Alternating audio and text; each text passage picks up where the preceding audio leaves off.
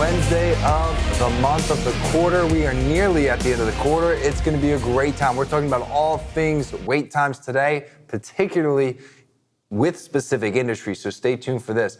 But Tony, it's just us today. No Tanner today. It's you and I. No Tanner. Tanner gets a little busy. He does get busy. It's like he has stuff to do outside of. Yeah, I mean, it's it's almost like his job is more than just talking to the two of us on TV. This is all I do. Just if anybody's curious, I do nothing else here except this show once a week. Yeah, all 26 minutes of the show. It's great. I've negotiated the best work package. Anyway, that's a lie.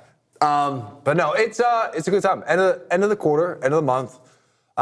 It's been an interesting first quarter, quiet in some regards, but I think a little bit different from what maybe folks expected, I think, in the freight markets. Let's just, before you get to the freight markets, Tony, let's just kind of maybe highlight where we are economically speaking, right? You were telling me a little bit about delinquencies, and we just had a Fed meeting. Kind of, just where are we economically speaking? Yeah, I mean, so delinquency rates are starting to pick up on credit cards, so that's a concern because. And what are delinquency rates, just in case anybody isn't familiar? A delinquency is measured when someone hasn't made a payment on their card within at 60 days. Sometimes it can go to 90, but typically it's around that 60-day mark.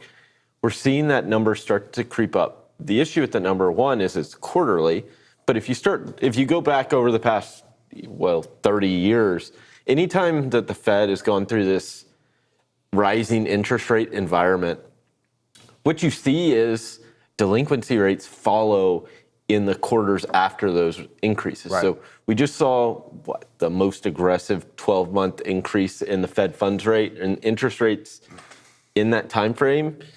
Delinquencies were at all-time lows, which is a good thing, but you have to factor in you had stimulus payments, things like extended unemployment benefits, things like that really aided driving those delinquency rates down so low during really the past 2 years. Starting about the first or second quarter of last year, we start to see that tick up. Granted, we only have it through the fourth quarter, but it's getting close to pre-pandemic levels. Sure. But that rate of the increase, the Fed increase, I don't think's been completely baked in yet, or we've seen the full ramifications. And ultimately, who's it hurt? The consumer and their ability to spend money, at least with credit, right? So that's one thing to pay attention to, because if the consumer's been one thing, they've been reliant on credit. I mean, you look at the rate at which they're taking on new lines, or not new lines of revolving credit, but taking on extending lines of revolving credit. Their credit card debt is rising at a rate that it wasn't faster than it was prior to the pandemic, and ultimately it's going to lead, especially if you factor in higher interest rates, student loan repayment things, there's just constraints on the consumer that are starting to pop up that may have not been felt completely yet, not really showed in the data, but it looks like it's on the horizon for sure, and it's ultimately going to affect freight if the consumer's ability to spend just kind of dwindles like it is, and they're in the middle of this rotation, right, from goods back to services. To remember, economy was 70% services, 30% goods spending prior to the pandemic. Yeah. We saw a big shift in that. Now we're reversing that shift. So it's just one of those trends, and that's why we see volumes kind of where they're at right now, is that there's not as much consumer demands for goods as there was 2 years ago, or last year even at this time. So definitely some interesting stuff happening in the freight market and the macro economy as a whole. Very much so, and we'll see where it goes, because right now the Fed fund rate is sitting between 5 and 5.25%, right? It's 4 3/4 and 5. 4 3/4 and 5. So, okay. Yeah. So we'll see where that goes here shortly, and the impact that'll continue to have on the economy, because it really is a big delay between when we see those rates rise and really the trickle down effect. Because the idea behind it is to slow down the economy, right? It is to curb demand, and they've done it in the freight market to some extent, but is there more room to go is, I think, the concerning part. I think we've definitely seen the slowdown in the goods market. The question is, it doesn't feel like we've really seen this in the services market yet. At least not to the same extent. So I think, it'll be interesting to see how much of the services market takes a hit from this. As of right now, it hasn't been significant. One thing we're going to look at today is we're going to look at volumes, because we've seen volumes decline exponentially over the last year. We all know that. We've seen that. And if you've been watching our show, you've seen that quite a bit. But what we're going to look at is, are there any areas that actually increased in volume or demand over the year? And the quick answer is yes. There are a few places that have, not a lot. Let's go ahead. We'll throw the chart up on the screen just for quick reference. We're not going to spend a lot of time here. You all have seen this chart before if you've ever watched the show. This dark blue shaded line, that's today, that's year-to-date volume. You can see the tiniest little tick up over the last couple of days, likely end of quarter bump. Yeah, I mean, it's nothing substantial. If you look at what happened in 2019, it's very similar to that. Yeah. It is likely end of quarter. What's it in on Friday? So we're talking 2 days left in the quarter, trying to move goods off their dock because they can write it off their books in the first quarter, and that's important. Right. And ultimately, I would expect that to come back down a little bit closer to the pink line, which is 2019 levels within the first 2 weeks of April. Yeah, I would say April right now is setting up to be a fairly soft month. When you think about what's happened on the ocean, March import numbers will probably, at least on the West Coast, will probably be better than February's, just given the timing with Lunar New Year and things like that. But the impacts from that are effectively gone when you're looking at ocean shipping. Right. That number we saw ramp up past where we were pre-Lunar New Year. Instead of like a pull forward, we kind of saw it wait and then deal with it after, as opposed to a pull forward. But that number's come back down too. Yeah. So I think that's the concern right now is when you start looking at kind of these upstream trends, it doesn't bode well for that April and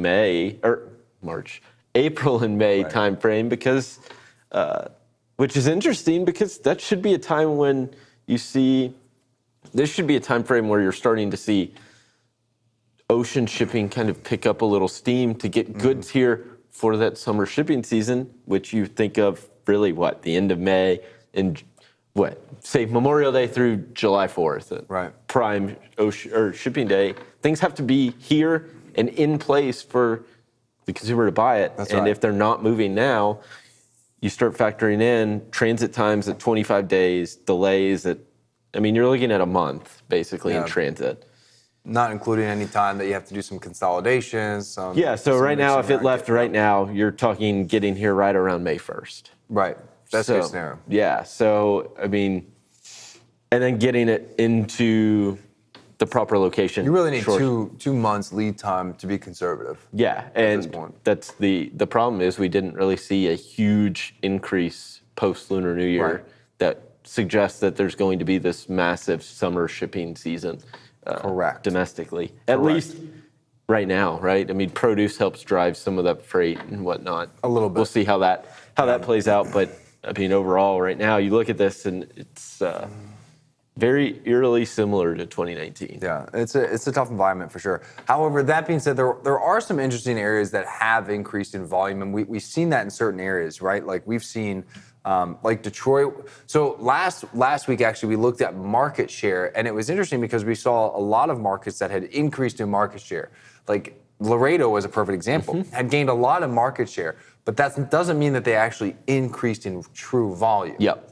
Right, because it could just mean that they didn't fall as fast. Phoenix was another great example. Phoenix gained a lot of market share, but it didn't really gain much true volume. It just didn't fall nearly as fast, especially compared to its western friends over there in Ontario and Los Angeles, which we'll look here in a minute. Let's go ahead and pull up the map just for folks to be able to see what we're talking about here. So the map that's going to be on the screen, this is, the darker the blue means that true volume has actually increased year over year. So this is from a year ago today, where we really start to see a big decline in truckload volumes. The red is where there's been an actual decline, and the white is mostly unchanged, maybe a slight dip. So there's not a lot of blue there. Not a lot of blue. I think we knew that. But looking at this map, Tony, there's really no major markets except for maybe Detroit that's blue. Yeah, I mean, I look at this and I see a lot of rural markets that have gained volume, but the difference in some of those markets is adding 5 to 10 tenders over the course. Say 5 tenders in a day. Loads out of one of these markets in a day is enough to say, hey, it's bigger than it was this time last year. I mean what's that one? Billings, Montana. It's like, what's going on over there? No offense if you're from Billings, Montana, but but yeah, but a little different than Chicago. This is why you look at the market share with this, right? Because if you're looking at it from both aspects, you can see, okay, it's a small market, small changes in outbound volume can have massive implications in terms of that percent change, right? The larger markets, they can change. Their changes are typically smaller because they're coming off a higher base. I look at this, and like you said, the Chicago, Atlanta, Dallas, Ontario, Los Angeles, Harrisburg, the largest markets in the country, volumes are all down year over year. And they're all down fairly significantly. I mean, so is the broader market, but those are the drivers of the broader market, right?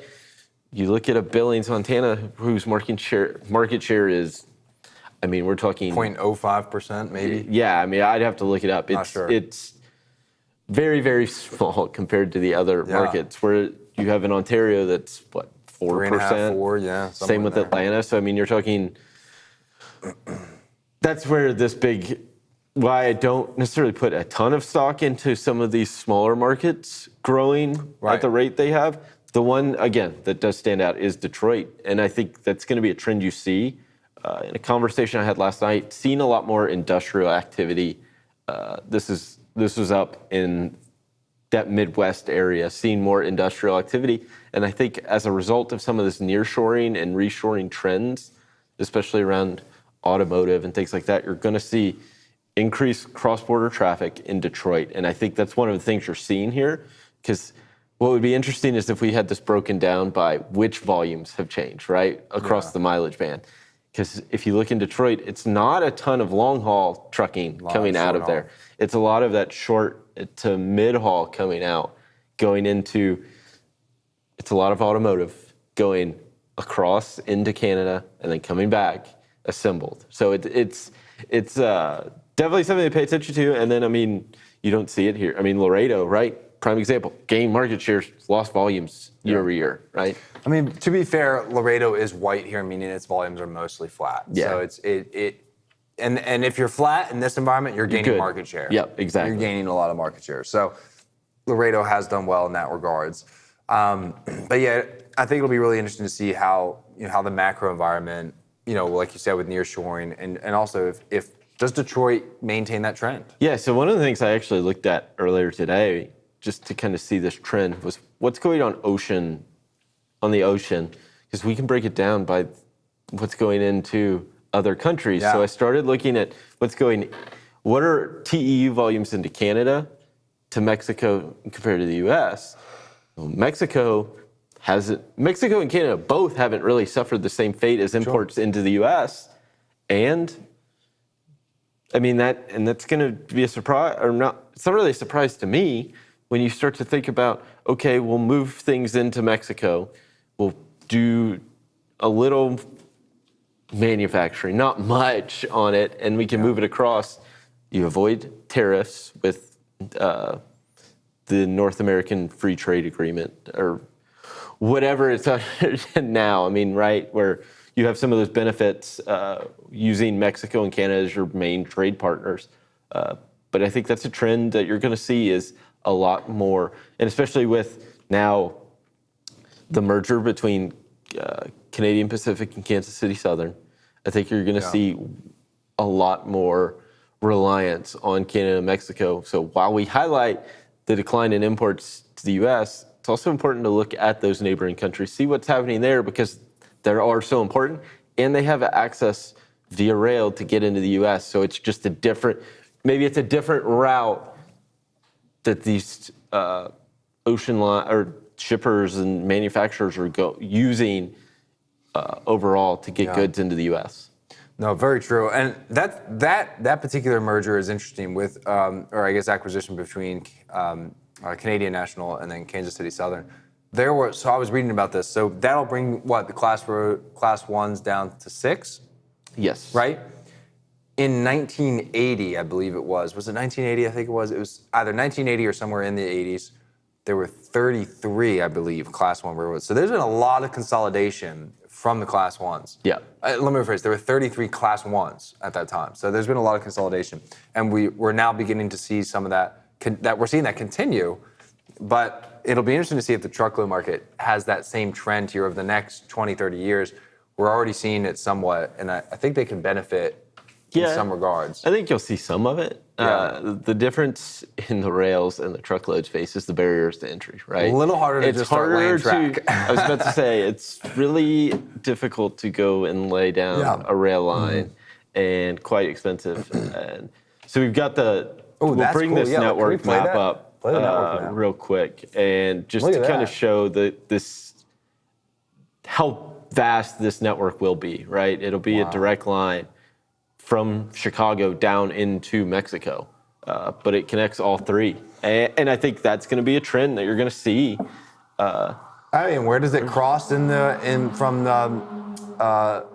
from Mexico to the U.S.? Right in Laredo. Yep. So that's why I think this Laredo market is going to be so. It already is important. I think it's going to become increasingly important, and that's why I think Detroit is also. Is that another crossing up there between? Is that Ontario and Detroit? I'd have to look at it a lot closer. Sure. But maybe something similar to that. But I think yes, it does go into Detroit, but or right at the border. The auto industry has quite a lot to gain from this, I think. Yes, for sure. They've got quite a lot to gain from this. Yeah. One thing I want to talk about wait times here in a minute. So there's a data set we don't talk about this a lot on Sonar, but it's going to break down to wait times at warehouses for trucking companies. We're going to talk about the impact that's had over the last year. Before we do though, have to make an announcement. In June, we are having our Future Supply Chain again. Mm-hmm. If you were last year, it was at Northwest Arkansas. Great time, great showing. This year, it's going to be in Cleveland. In fact, I believe one of the events is going to be hosted at the Rock and Roll Center Hall of Fame. Yep. Great. And we're having our buy one get one deal that ends Friday. Yeah. So you can buy a ticket, get another one free. Great deal there. Buy one for you and a friend, split the cost. It's going to be an amazing event. It seriously highlights up-and-coming technology in the industry. Yep, absolutely. And I think it's going to be, you're not going to want to miss it. I think last year was great. I mean, and it sets up for F3 as well, right? Having those, you get supply chain as a whole, and then you get more freight-related things. Yeah. It really is the best of the best. You're going to hear from, I think we have 2 keynotes scheduled right now. With Sonar, we'll be there. Yeah. Every day with Sonar. Okay, there's 2 days, but still with Sonar. Yeah. So I mean, it'll be 2 days full of great content. Yeah. And then Sonar. And like you mentioned, Rock and Roll Hall of Fame is going to be pretty sweet. We're going to have some really great guests on with Sonar. Okay, I'm going to go to the big screen. We need to break down wait times real quick for everybody. Okay.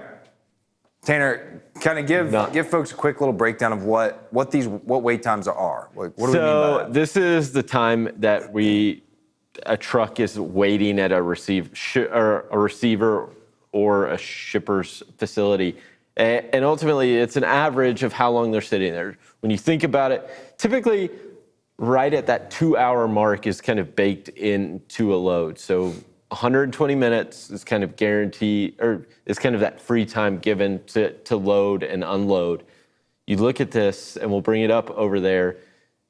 Some of these facilities, certain manufacturing verticals, definitely have longer wait times than that national average, and it makes things difficult on a carrier.